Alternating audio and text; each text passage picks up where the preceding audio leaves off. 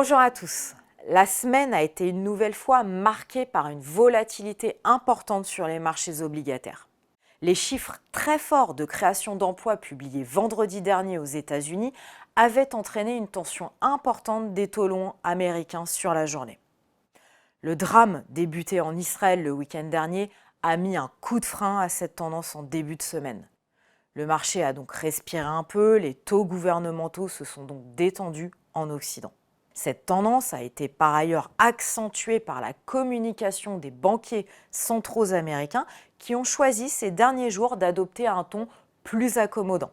Même certains membres habituellement durs de la Fed ont semblé se radoucir en indiquant qu'une nouvelle hausse de taux directeur n'était pas forcément nécessaire. Le compte-rendu de la dernière réunion du comité monétaire a d'ailleurs révélé l'approche prudente prônée à présent par l'institution.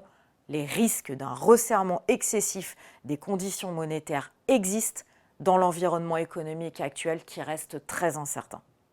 Alors que le 10 ans américain perdait 25 points de base sur les 2 premières séances de la semaine, le chiffre d'inflation publié ce jeudi a renversé la tendance.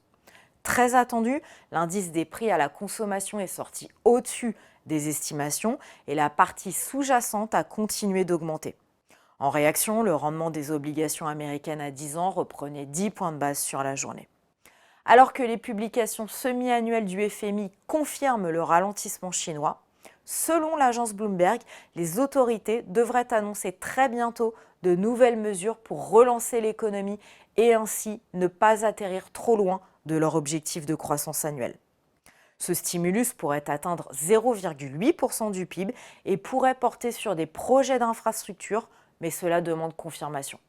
En attendant, les difficultés économiques se confirment en Chine ce vendredi matin avec des publications qui pointent le ralentissement des demandes domestiques et extérieures.